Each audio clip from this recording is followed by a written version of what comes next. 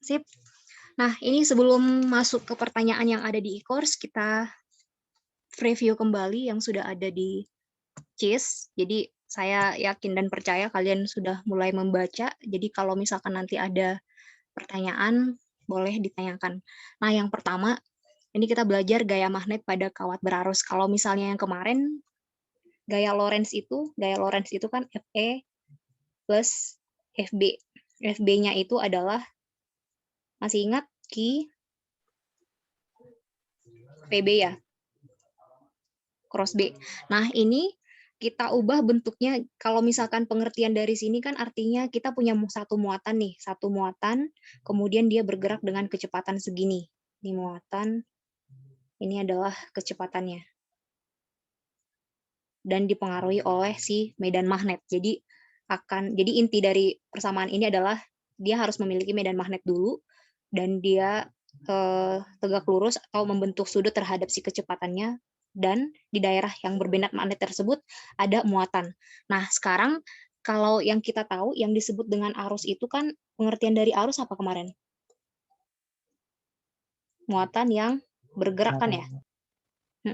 Berarti artinya akan banyak muatan yang bergerak di situ. Jadi kalau misalkan kita buat ini adalah suatu penampang gitu ya, suatu daerah atau wilayah, jika dikatakan di dalam daerah tersebut terdapat arus, itu artinya akan sangat banyak muatan di sini.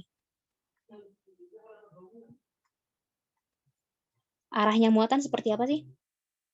Kalau arusnya ke sana, dari A ke B, maka si muatan ini bergeraknya kemana?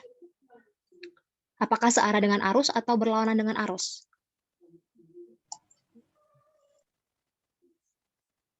Pengertian arus kemarin apa? Masih ada yang ingat? Kalau misalkan ada suatu arus di dalam penampang atau misalkan kawat gitu ya, maka sebenarnya muatannya yang di dalam itu tuh bergeraknya searah dengan arus itu enggak sih? Atau berlawanan? Berlawanan, Bu. Berlawanan kan?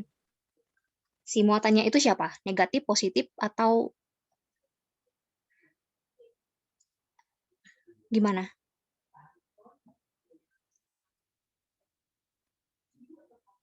Yang bisa bergerak sebenarnya adalah muatan negatif kan?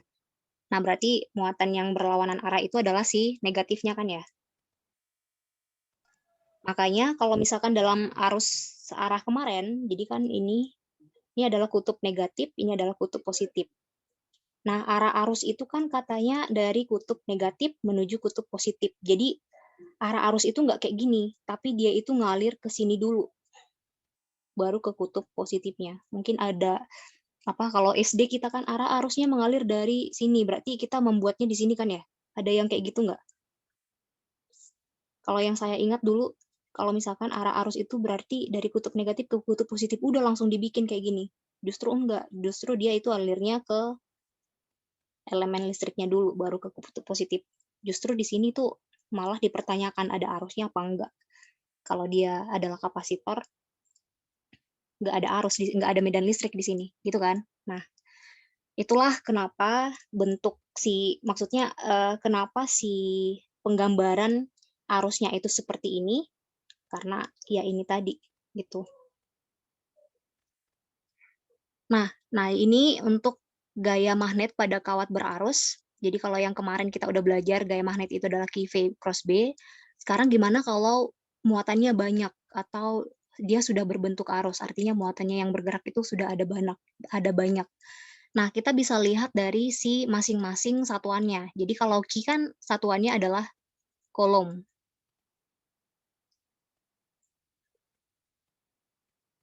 Kemudian V satuannya adalah meter per sekon, cross B. Jadi kalau misalkan kita gabungkan di sini, muatan per S itu adalah merupakan satuan dari si arus, ini adalah ampere, sedangkan si meter sendiri itu adalah si satuan dari wilayah atau panjang arus yang dilewatinya. Ini adalah yang dimaksud dengan si L tersebut. Nah, jadi kalau misalkan yang sebelumnya, sebelum UTS kita itu belajar FQ, V cross B itu adalah hanya untuk satu muatan doang, maka kalau misalkan ada muatan, maka F sama dengan I L cross B. Jadi tetap vektor ya.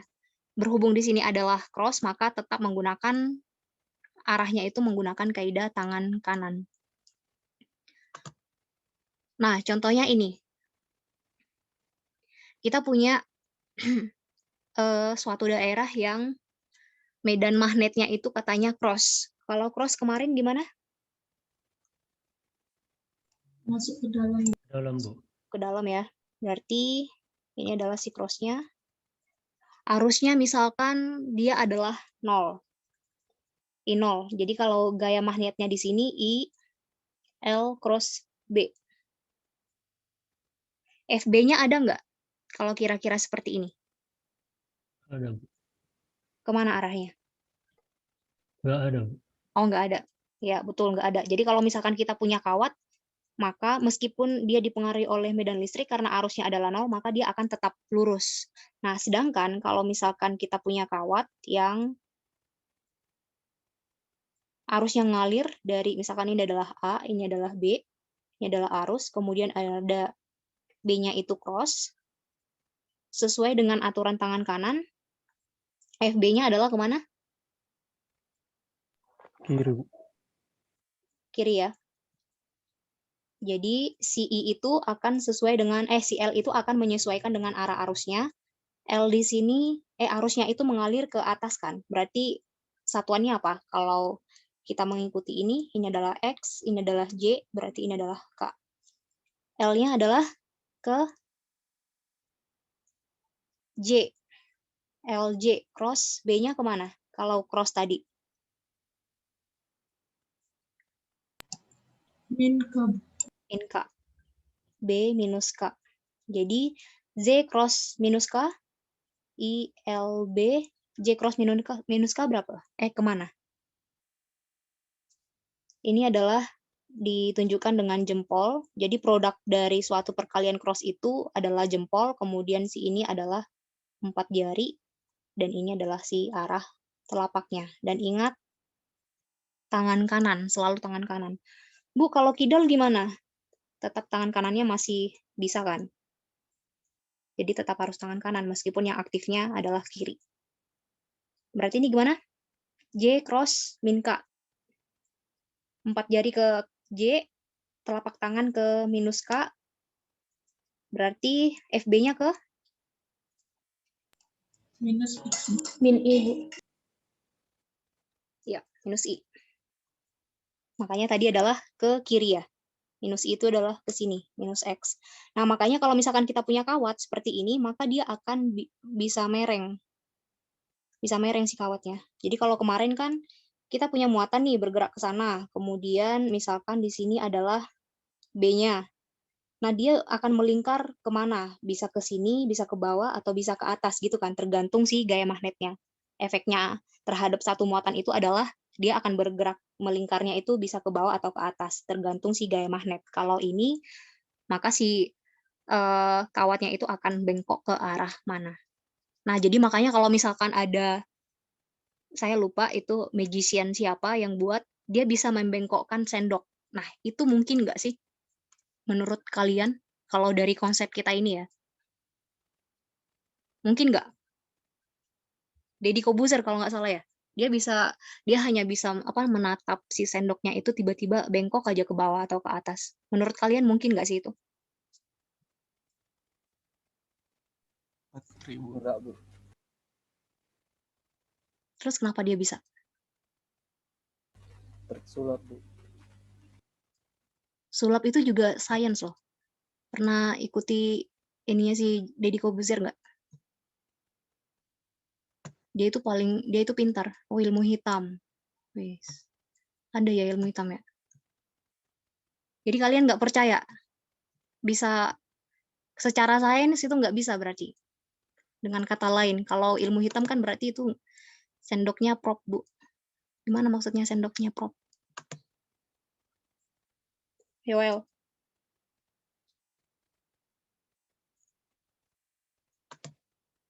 Properti sulap, Bu. Oh gitu. Yang lain?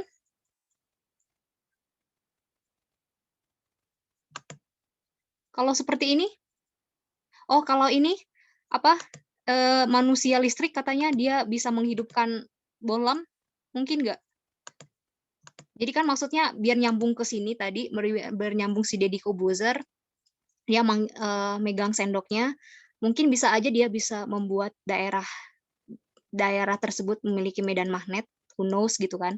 Plus harus ada arus listrik juga. Nah, yang mungkin terjadi adalah dia bisa mengalirkan arus listrik pada sendok tersebut. Di lain sulap, kita sebutlah di lain sulap, ada orang yang bisa menghidupkan lampu. Sedangkan lampu sendiri itu hanya bisa dihidupkan oleh arus listrik. Mungkin nggak itu juga terjadi. Berarti kalau misalkan itu mungkin terjadi, ini berarti mungkin terjadi dong. Bisa ngalirkan arus listrik. Make sense nggak sih? Kalau misalkan itu benar, orang bisa menyalakan bola lampu, berarti ini juga bisa mungkin terjadi. Harus bisa dialirkan pada sendok.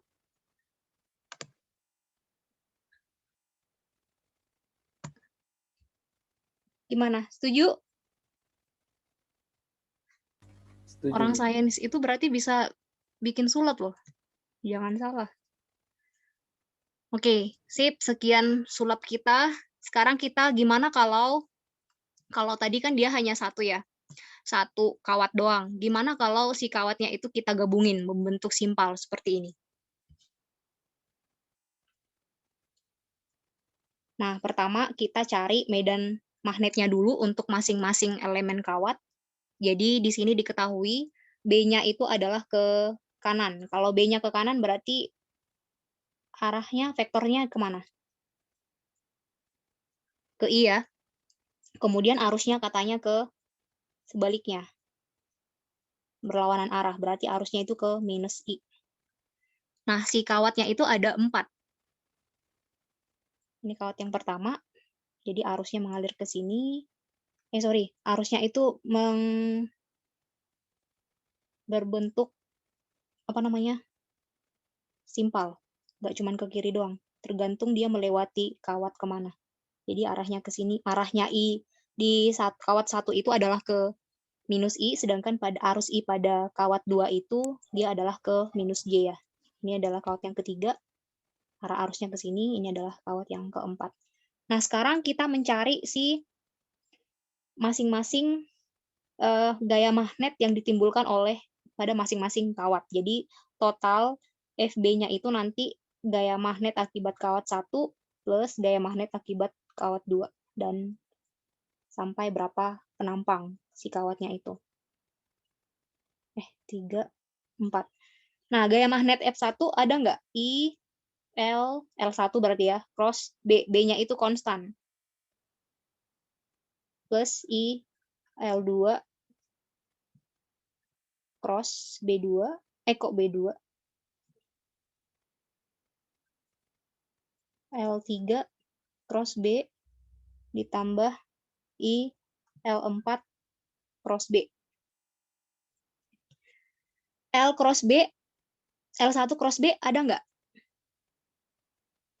L1 cross B. L-nya 1, ini arahnya ke, ini kalau panjangnya kawatnya adalah L, berarti L arahnya ke minus I, cross I. Sama dengan 0 ya. Kemudian L2, cross B, L2-nya itu ke bawah. Berarti kalau kita pakai yang tadi, J, I, K. Minus J ya. L, minus J, cross I. Hasilnya adalah minus J cross I.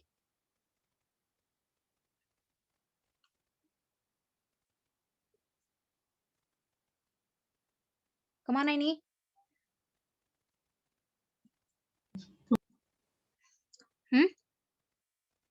Positif kah? Ya, K ya. BL, K. L3,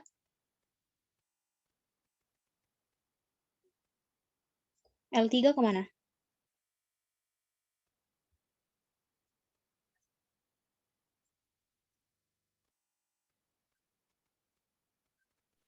Ini saya Nol. buang lah, biar rapi. Kemana? 0 L, ya. Bu. L, BL, ini B. BL tadi kemana ini? Minus J, cross I. Ini adalah K. BL arahnya adalah ke K. Kemudian ini L3, cross B. Sudutnya berapa emang? Atau cross-nya terhadap apa? I cross I ya. I cross I kan sama dengan 0. Kemudian ini L4, cross B sama dengan BL. Arahnya ke 4 itu ke atas kan? Berarti J. J cross I. J cross I sama dengan K. K minus apa positif? Minus K, Bu. Minus Minus. K. Nah, berarti hasilnya ini yang ada FB-nya itu dilihat dari si cross-nya ini nggak ada. FB-nya itu nggak ada, sama dengan 0, FB1, terus ini juga sama dengan 0. Berarti hanya ada FB2, yaitu sebesar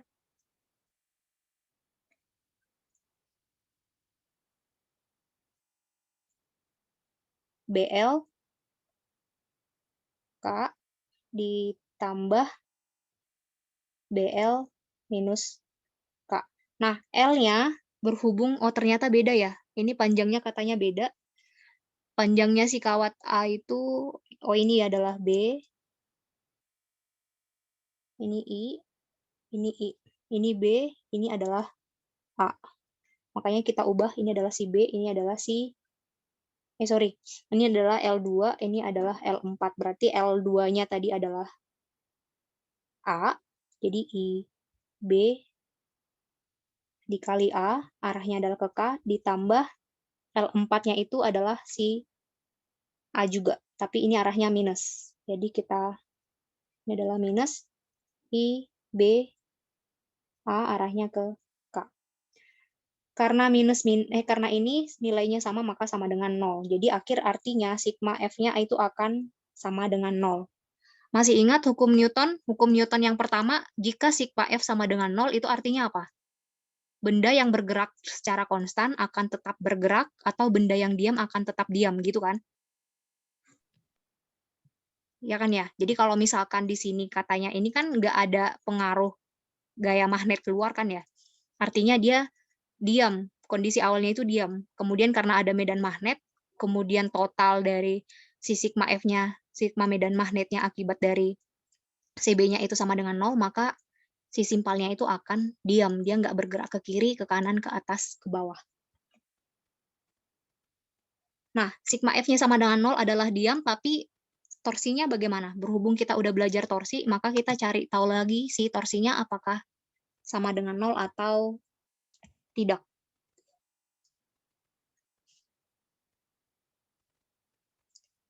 Sigma torsi, torsi vektor apa skalar?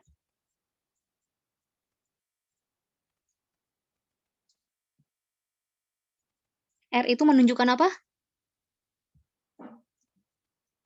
Masih ingat? Gerak terhadap pusat, Bu. Titik. Kenapa? Titik pusat ke arah F-nya kan? Atau gaya yang bekerja. Nah, berarti kita harus menentukan si titik pusatnya. Tadi kan dia hanya ada yang memiliki gaya itu, atau si simpalnya itu kan dia seperti ini. Ini adalah A, ini adalah B. Kalau nanti dia adalah, meskipun nanti dia berotasi, maka pusatnya akan di sini. Ya kan? Makanya kita bikin acuannya di sini. Inilah yang dimaksud dengan titik pusat. Nah, jadi untuk si R-nya nanti kita lihat kembali terhadap si kawatnya, dia panjangnya berapa.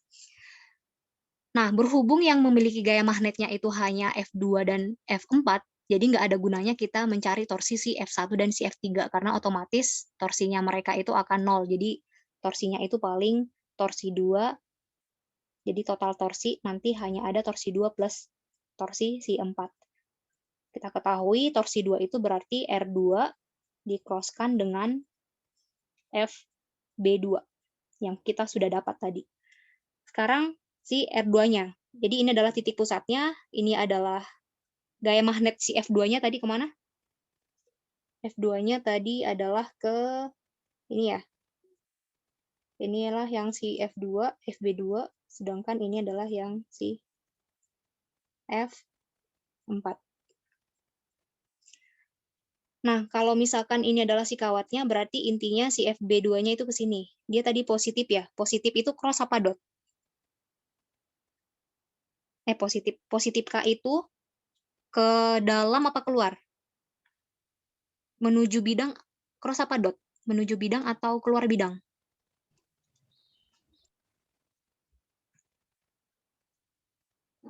Dot kan ya? FB-nya dot kan?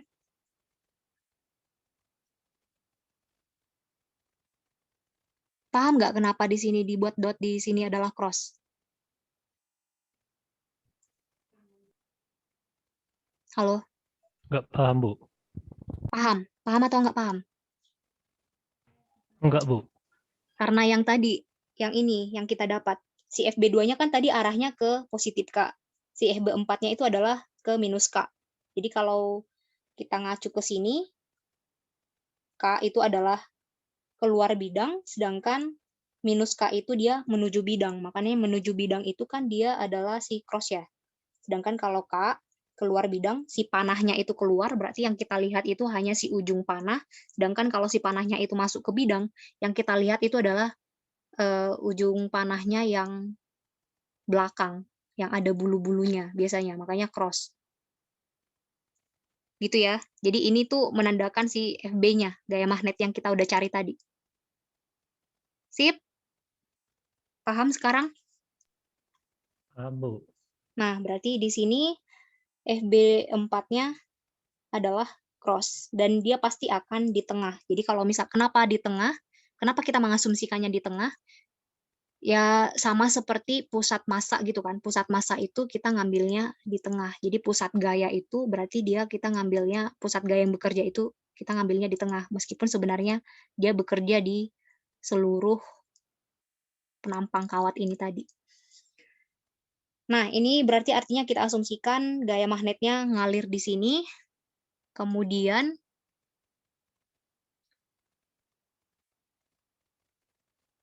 R-nya, pengertian R tadi kan adalah titik pusat ke gaya yang bekerja. Berarti ke sini kan.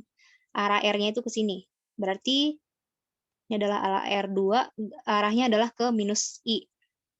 Karena kita ngambilnya di tengah, sedangkan panjangnya itu tadi adalah B, maka dia adalah, panjangnya si R-nya itu adalah, dari sini ke sini adalah B/2 berarti kan?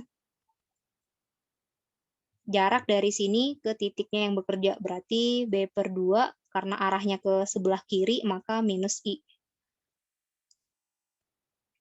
Di-crosskan dengan FB2 tadi, arahnya ke K. I, AB, ke K, ditambah dengan, ini adalah gaya 4-nya, dari titik pusat ke gaya yang bekerja, berarti ini tetap sama B/2 juga. Jadi B/2 arahnya adalah ke I, di-crosskan dengan I, A juga ya tadi ya. AB arahnya adalah ke minus K. Udah, ini tinggal kita minus I cross K, hasilnya adalah berapa? J. Ini udah ada, tinggal nyontek aja. Ini adalah ke J, plus ini juga hasilnya adalah J juga. B/2 I AB ke J. Jadi ini sama dengan B I AB, arahnya adalah ke J. Nah, artinya kalau ke J itu gimana? Berarti kalau tadi sigma F-nya sama dengan 0, artinya si kawatnya itu atau si simpalnya itu dia nggak bergerak ke kiri maupun ke kanan, tapi torsinya ternyata ada, yaitu ke J.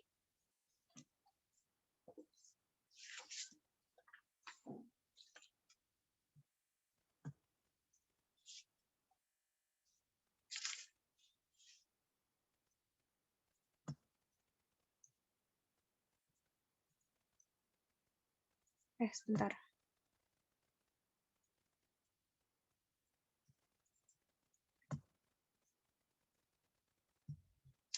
Nah, ini kelihatan nggak? Kelihatan nggak sih? Kelihatan, Bu. Kelihatan, Bu. Kelihatan, Bu. Kelihatan, Bu. Nah, ini.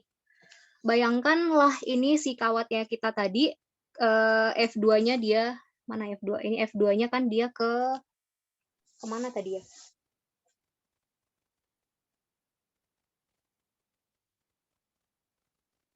Ke J ya? J itu kan kita asumsinya ke atas. J-nya ke atas, kemudian dia adalah dot. Dot itu berarti keluar. Berarti si FB2-nya ini, kok kebalik sih? Ini FB2 berarti ke arah sini. Jadi dia si simpalnya itu dia torsinya seperti ini. Kebayang ya? Jadi sesuai dengan gaya magnet yang ada di masing-masing kawat. F4-nya kan dia ke cross. Cross-nya itu berarti ke dalam. Dia ke dalam duluan. Sedangkan si FB2-nya ke depan. Jadi dia akan berotasi seperti inilah si simpalnya. Kalau nanti torsinya itu adalah si X ke arahnya adalah ke I, berarti artinya si simpalnya itu bergeraknya ke sini. Sepanjang sumbu X-nya atau sumbu I. Kalau J gimana? Kalau J-nya itu berarti ke depan dan ke belakang. Gitu ya. Oke. Nah, nanti ini prinsip inilah yang digunakan biasanya pada dinamo. Dinamo dia tergantung bergeraknya kemana kan. Nah, itu berarti ditentukan oleh total torsinya di dalam si simpalnya itu ke arah mana. Maka berputarnya adalah menyesuaikan torsi tersebut. Ada yang mau ditanyakan sejauh ini?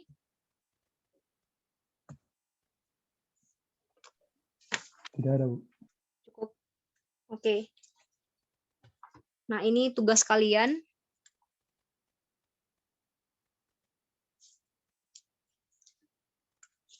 Untuk untuk UTS nanti terdapat beberapa perubahan metode belajar. Kalau yang kemarin ini ada salah di saya juga kemarin. Saya kurang mengingatkan kalian untuk mengumpulkan catatan. Jadi untuk UTS ini setiap minggu harus rutin mengumpulkan catatan plus updatean mind map-nya ya. Kalau kemarin kan sepertinya ada yang missing ya. Nggak setiap minggu, tapi untuk setelah UTS ini akan setiap minggu. Nah, latihannya nanti tetap simpalnya akan persegi juga.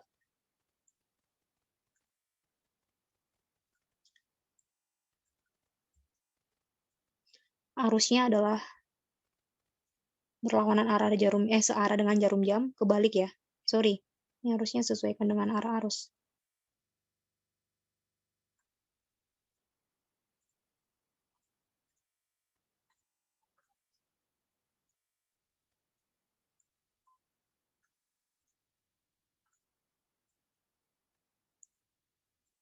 Nah, ini adalah arah arus, kemudian si medan magnetiknya itu kita buat, saya pengennya dia ke bawah.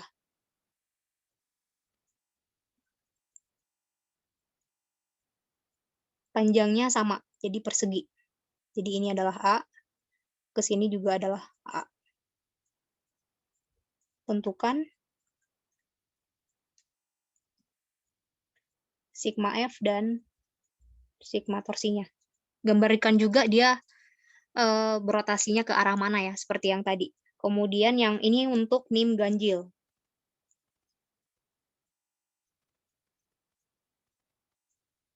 Nanti lengkapi di catatan kalian. Kemudian untuk yang nim genap,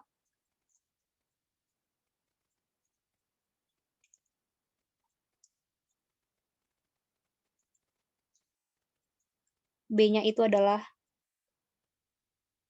kebalikan dengan yang tadi. B-nya ini ke sini, sedangkan arus listriknya adalah sama. Searah dengan jarum jam. Ininya adalah A, ininya adalah 2A. Gitu ya, lengkapi di latihan, di catatan kalian.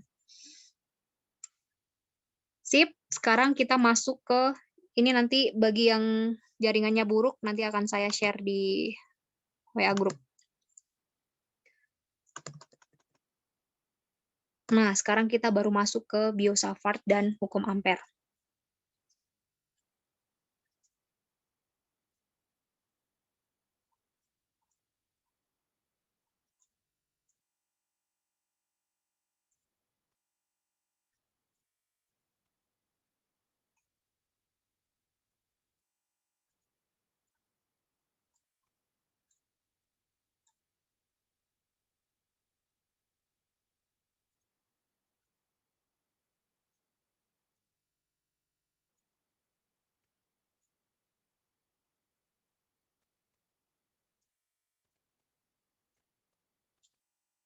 Nah, jawaban yang kalian sudah submit di e-course itu benar. Jadi kalau misalkan dihubungkan dengan materi kita yang kemarin pada medan listrik, si hukum kolom yang kita kenal itu adalah adanya hukum kolom dan kok hukum kolom lagi?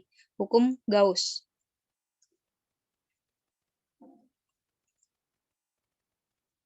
Jadi secara konsep si hukum kolom itu kan kemarin untuk medan listrik ya khususnya sigma F per atau F per R ya, atau konstanta kolom Q per R. Gitu nggak sih? Jadi artinya dia mencari medan listriknya itu kalau ini adalah acuannya, kita harus memiliki acuan gitu kan, si konsep hukum kolom dalam mencari medan listrik. Nah, untuk si Biot-Savart juga sama. Jadi medan magnet, si dB-nya itu adalah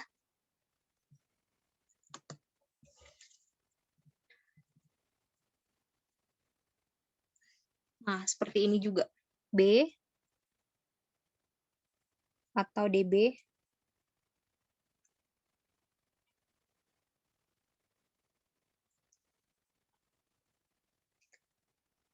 B-nya itu sama dengan mu0 per 4V Q V cross R per R kuadrat. Nah, ini intinya pada hukum kolom itu untuk mencari medan listrik itu perlunya muatan uji, ya kan? Muatan uji namanya. Jadi untuk mengetahui medan listrik akibat si muatan ini, dia harus dicari tahu dulu si muatan ujinya atau si titik yang ingin kita tinjau efeknya akibat dari si muatan itu di mana. Perlunya muatan uji. Nah, sama seperti Biot-Savart juga. Jadi si Biot-Savart ini dia hanya bisa mengetahui berapakah atau besar medan magnet akibat si muatan ini kalau dia memiliki titik uji juga, yaitu jaraknya diukur terhadap si R. Sama seperti si hukum kolom ini.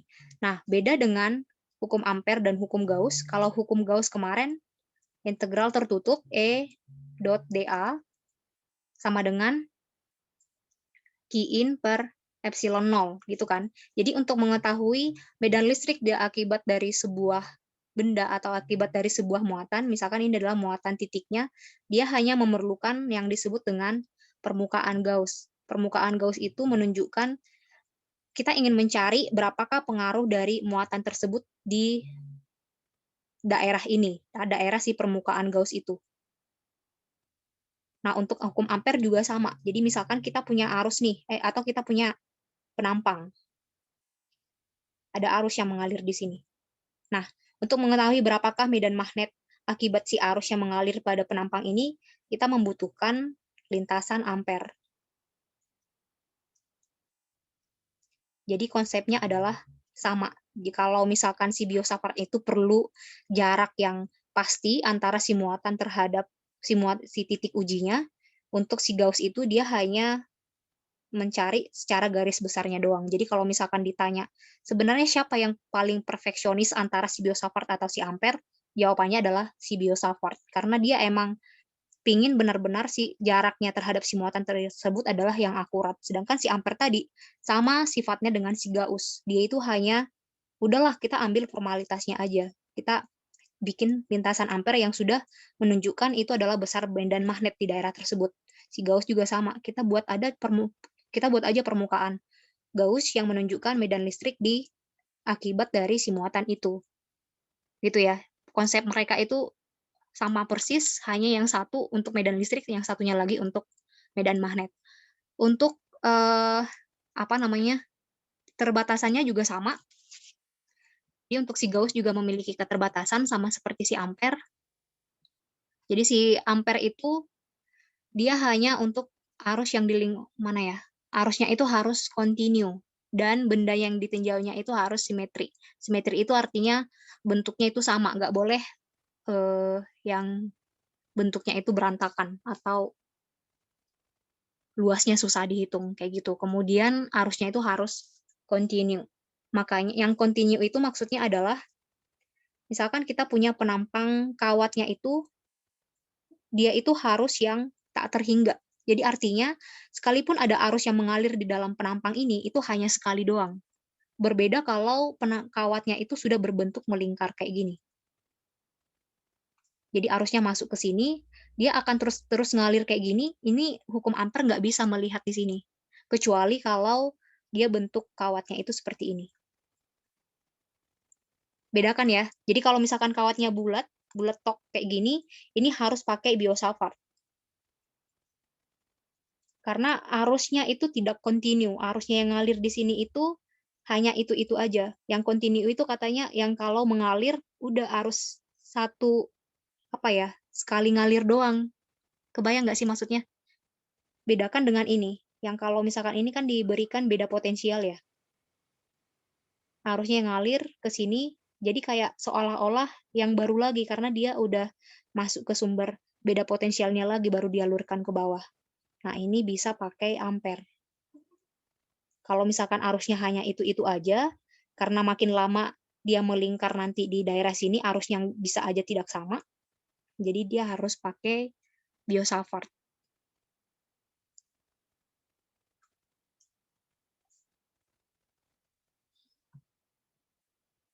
Sip, gitu ya untuk pertanyaan yang nomor berapa itu kemarin, nomor 1.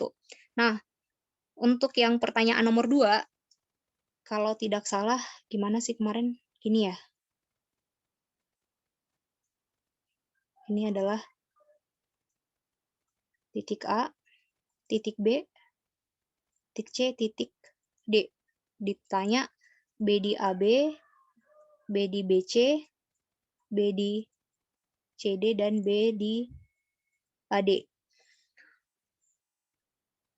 Nah, untuk mencari medan listrik di bentuk kawat yang kayak gini, berarti kita Biot-Savart atau hukum Ampere.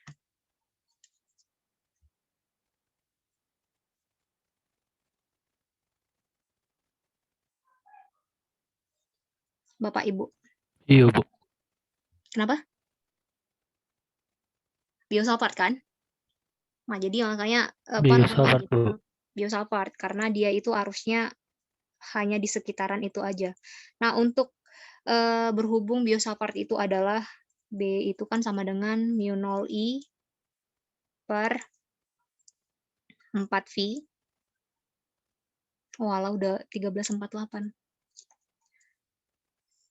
Cross R per R kuadrat. Nah, ini adalah mu 0I. Penurunannya udah ada di video. Jadi ini nanti ds-nya itu kan adalah keliling ya. Jadi diubah menjadi theta dr cross R ds atau ds juga per R kuadrat. Mu 0I per 4V. Jadi nanti ini terhadap si d theta-nya.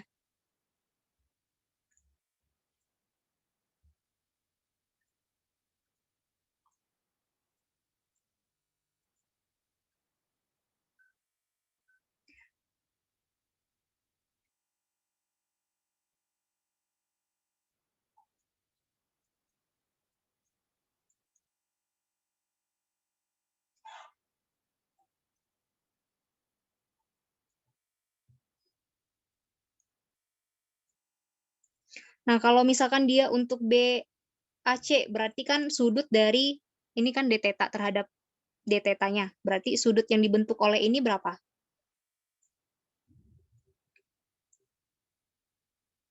Untuk mencari batasnya. Dari 0 sampai ke sudut yang dibentuk oleh setengah lingkaran. 80. Kalau melingkar 360 kan? 180. 180 itu adalah V ya.